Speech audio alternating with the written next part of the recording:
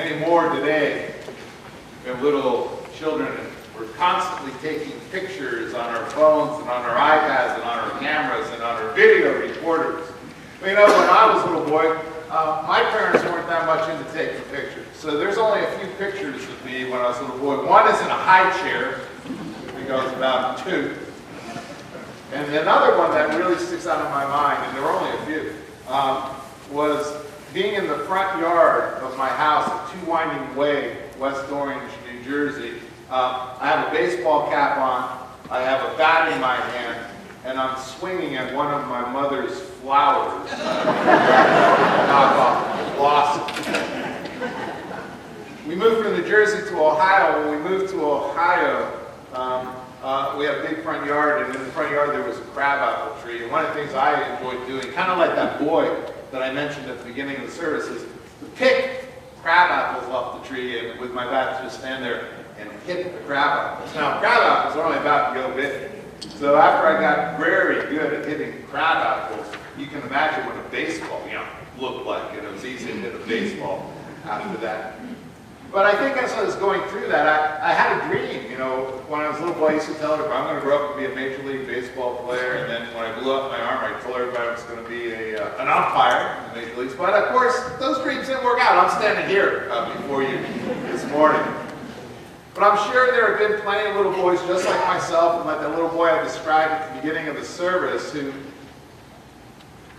at one time or another, had dreams. And those dreams pushed them to pursue goals. Because if you don't have any dreams in life, then you probably don't have any goals in life either. So at any age, whatever age we find ourselves, we need dreams and goals. Goals give motivation to our lives, whether it's the game of baseball or the Christian life. Remember, Paul said, I press on toward the goal to win the prize for which God has called me heavenward in Christ Jesus. Everyone needs that pressing on spirit of which Paul speaks in their lives. In fact, here's the truth to live by. It is in the pursuing of our dreams and goals that we learn about life, and yes, we learn about God. In my early years, I dreamed of becoming a Major League Baseball player, or at least an umpire, and obviously I didn't reach that goal. But there are things that I learned through that pursuit. And the 3 things of which I learned that I want to share with you this morning are these. We're on a team, so be a team player. We have a coach, so listen to him. And we may get hurt, so what? Play anyways. So, it was Tommy Lasorda who said there are 3 types of baseball players. Those who make things happen, those who watch things happen, and those who wonder what happened. And in the game of life, I ask you, which one of those players are you? Because I think Tommy Lasorda was right. And his observation is true of most things in life, even that part of our life in which we claim to be a Christian. Ask yourself about your participation in church and in your Christian life. What type of Christian are you? Do you simply show up at church, don't know much of what's going on, and often are wondering what just happened? Or do you come to church and simply watch things happen? Or do you get involved in the life of the church and you make things happen? See, in my estimation, we are blessed here at Desert Palms Presbyterian Church with people who are filled with faith and devotion and compassion and generosity and talent to do things right and to do things with excellence. And many members of Desert Palms are team players and they get involved in the life of the church. And as your pastor, as your spiritual coach, I thank God for each and every one of you, every day, for your devotion to Jesus Christ and for your willingness to get involved. Casey Stengel of the New York Yankees made a comment about the challenge of managing a professional baseball team. His observation applies to life, I think, also in our Christian faith. He said, it's easy to get good players. Getting them to play together, that's the hard part. Each of us faces that issue in our life. How do I blend my abilities and talents with those of other people? How do I cooperate with others in order for us to reach our goals? That question applies to business. I think it applies to family life, and certainly to the church and to our walk with God. Baseball, Christianity, and life are really team sports. And the key to success is knowing how to work with others. What gets in the way? Pride, selfishness. They can hinder a team from being successful. Jesus, who is our manager and actually owner of the team here at Desert Moms, instructs every one of his team players to lay aside pride and make it your goal to serve others. The Apostle Paul came along with that, following the steps of Jesus. He understood the value of working effectively with others. He emphasized teamwork because he knew that we could only reach our goals through mutual effort. Remember how Paul passed on this advice of successful living to the church at Philippi? Do nothing out of selfish ambition or vain conceit, but in humility consider others better than yourselves. Each of you should look not only to your own interests, but also to the interests of others. See, Paul pointedly addressed an attitude that can be so destructive to team building, and that's selfishness. If we focus on ourselves and our own interests at the expense of what other people have to offer, we will ultimately become isolated and ineffective. And that's not good for a baseball team, and that's not good for the church. When Paul wrote to the Philippians, he mentioned selfish ambition. Now, that phrase, selfish ambition, is the English translation simply of one Greek word. It meant self-seeking that focuses on the question, what's in it for me? It was a word that was commonly used to describe the political world of Jesus' day. Oh, I wonder if that word might be used in our political world in 2016. Paul's challenge is to consider others better than yourselves. And that stood in stark contrast against the selfishness of the secular world of his day and our day. I think the same thing can be said of our present day situation. So many people today only act or only respond after asking themselves, well, what's in it for me? That's sad. It speaks of fallen human nature that is opposed to God's way of living.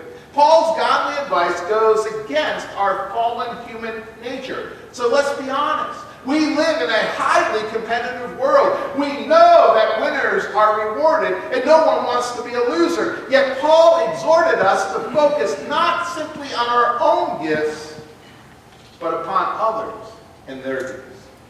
Now don't get me wrong. That doesn't mean that I deny what God has given me, but it does mean that I value highly what God has given others.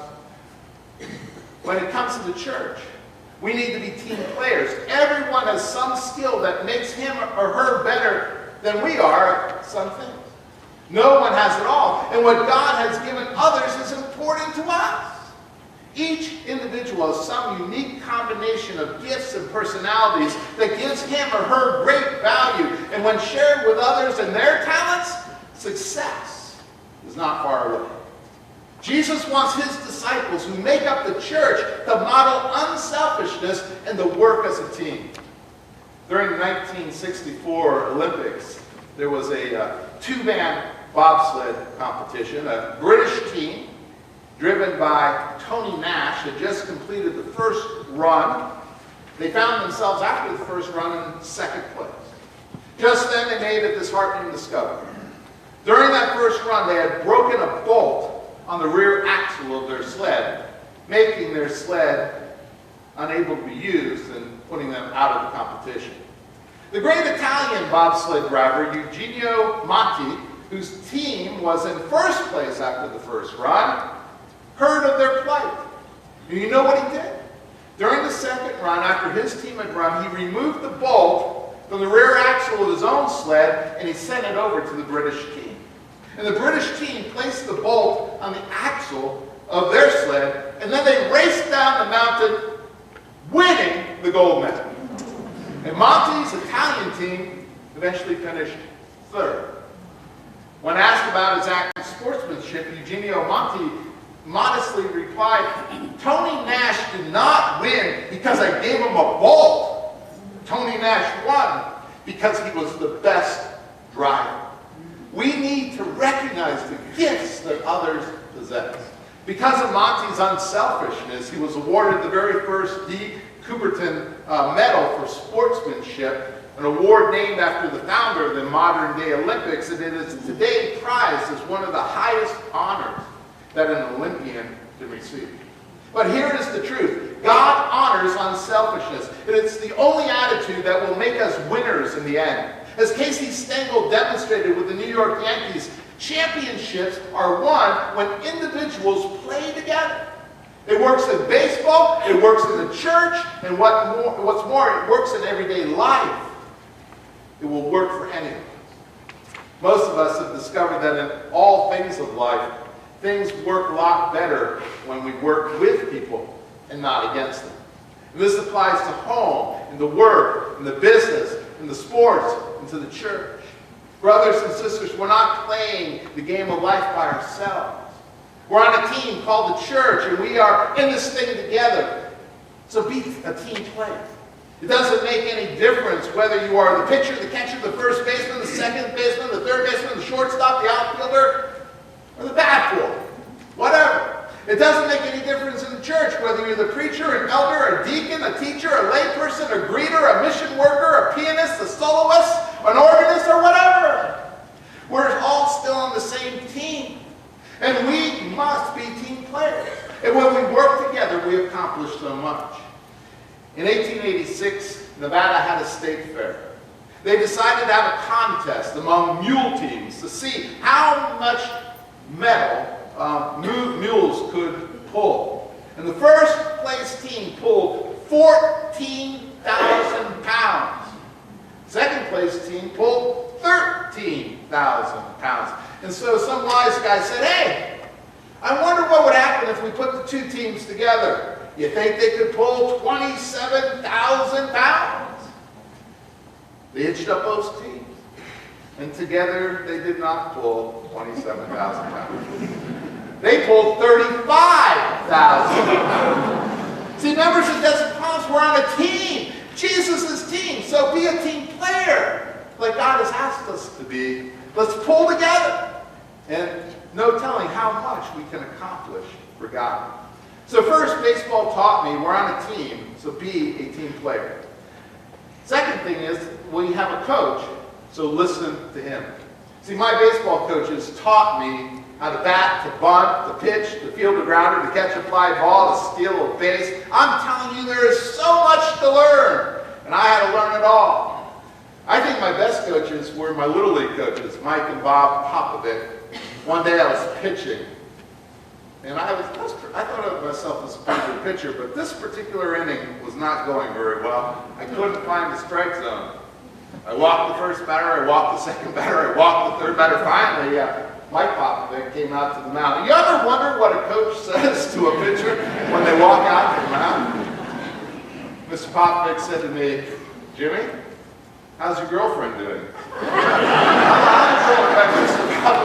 You ought to have when you see some of those girls over there in the front row. Oh, yeah. You know what? There's a great movie showing over at the movie theater, and there's a nice, very inexpensive restaurant. You could take a girl there and then take her to get ice cream afterwards. Well, by the time you had done all that, the umpire had walked out and said, hey, come on, it's time to get back to playing the game.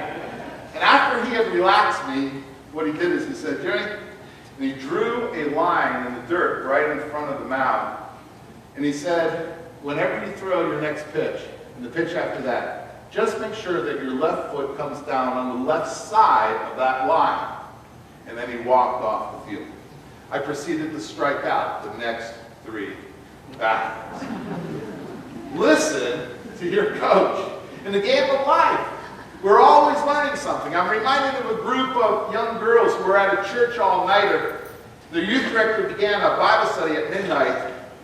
And the starter question was, what had they learned over the course of their short lives? It was late at night, so they had a good time with the starter question. And here's a list of what they said. This is what they've learned so far in life. When your mom is mad at your dad, don't let her brush your hair.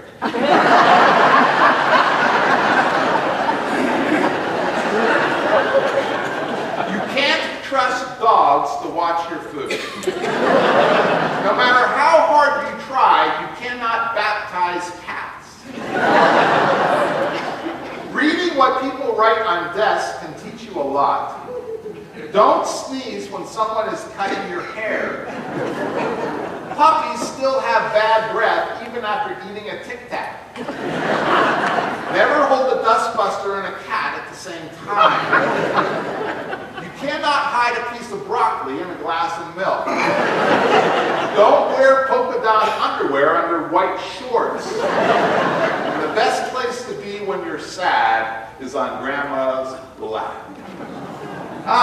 See, whether we're young or whether we're old, we all have things to learn. In 2004, during the 28th Olympiad in Athens, an American runner by the name of Jeremy Warner, I think you may remember him, he won the 400-meter race. He was the first white American to win that race since 1964 Olympics. And a runner from Grenada, who was supposed to be Warner's biggest threat, finished fourth in that race, and when he crossed the finish line, he supposedly muttered under his breath, "I've never seen a white man run that fast." And for the next couple of days, that became the hot topic in the newspapers. How could this young man be so fast? And some people said he's obviously very talented. It's all natural talent. But when Warner was asked himself, he said, "It's because I had one of the greatest coaches in the world, Clyde Hart, who was also the coach for Michael Johnson, who did attain the world record in the 400. Warner gave credit for his success to his coach, just like as Christians, we should do the same.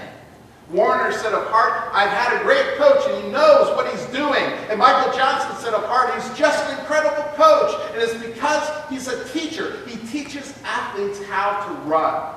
Brothers and sisters, it pays off to listen to your coach in life. And our coach is Jesus Christ. If we want to succeed, we must read the scriptures, we must listen, we must learn, and we must obey. In Matthew 7:21, we read it earlier, Jesus said, "Not everyone who says to me, 'Lord, Lord,' will enter the kingdom of heaven, but only she or he who does the will of my Father who is in heaven." Many athletes say, "Coach, you're the greatest coach that there ever was."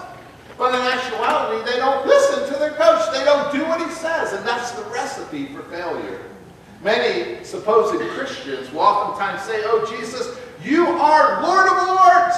You are the greatest. You are the Son of the living God." But they don't do what he says.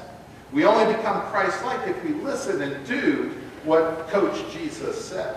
Man was being tailgated by a stressed-out woman on a busy boulevard, and suddenly the light turned yellow. And just in front of him was a crosswalk, and he thought better to stop than to try to beat the red light. And so he put on the brakes.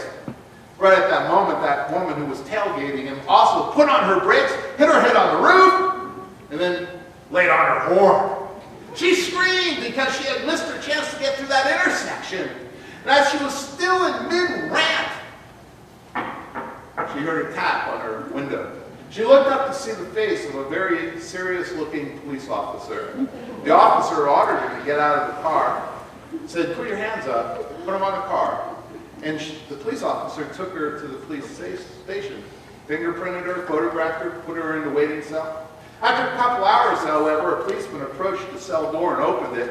He escorted the woman back to the original booking desk, where the arresting officer was waiting with her personal effects to return them to her. And as he handed her her possessions, he said, "I'm so sorry. I'm so very sorry for this mistake. You see, I pulled up behind your car while you were blowing your horn, flipping off the guy in front of you and cussing a blue streak at him.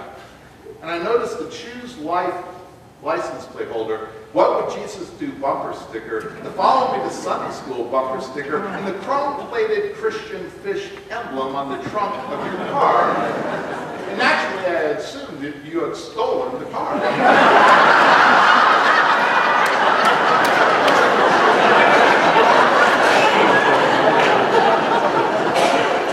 "Why do you call me Lord, Lord, and do not do what I say?"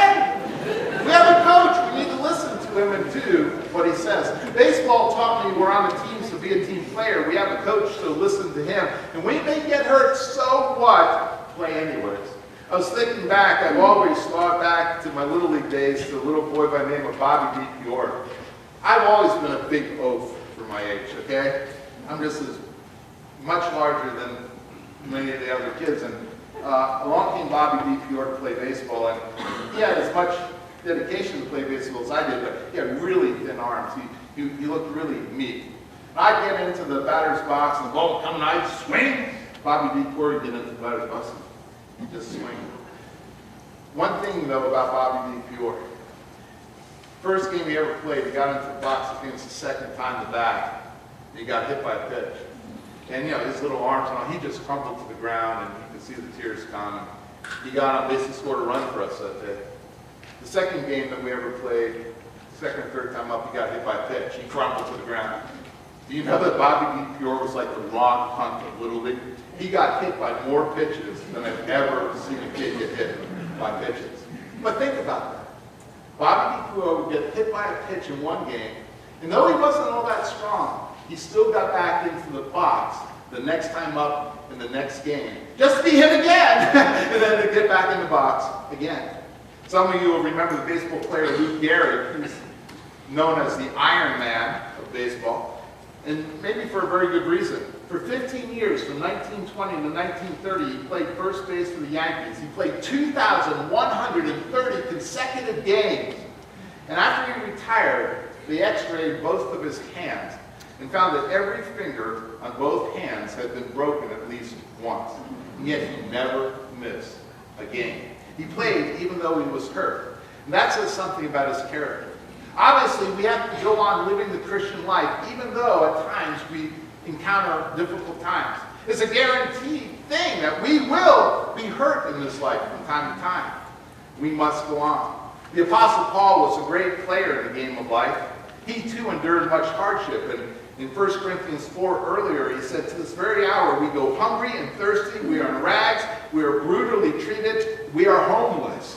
See, those words don't sound like Paul was having a very fun day or a fun Christian experience in life. Not many of us would have wanted to trade places with him at that moment. We don't want to go hungry. We don't want to wear rags. We don't want to be treated badly or brutally. We don't want to be homeless. Just like in baseball, while we're playing the game of life, we must expect a certain amount of hardship and pain. We must endure. And endure we can if our trust is in God being with us always. I want to read you an AP article from years ago out of Madrid, Spain. He had to change tires 11 times and once fell to the ground and spent the night in a ditch. But 65-year-old Russian Vladimir Kasenchak rolled undaunted into Madrid on Tuesday, August 24th at the end of a 3,000-mile wheelchair trip. Kasenchak left Moscow on June 11th and made his way through Russia, Belarus, Poland, Germany, the Netherlands, Luxembourg, and France before reaching Spain. He said the journey was intended to inspire the disabled and denounce illegal drug use. Kasenchak lost a leg to circulatory problems 8 years before. His adventure was a one-man campaign that he dubbed Russia to Europe Without Drugs, and aimed at discouraging young people from using illegal drugs. He told a news conference in Madrid that he had also made the journey to, quote, lend moral and spiritual support to all disabled people and help them to keep their spirits up. He said people along his route had given them food, drink, lodging. It was near the Spanish capital that he suffered one of 3 falls from the wheelchair and was forced to spend the night in a ditch. He said the easiest part was up until Luxembourg. Then the route was more complicated, and the hardest part was between San Sebastian and Madrid because of all the hills.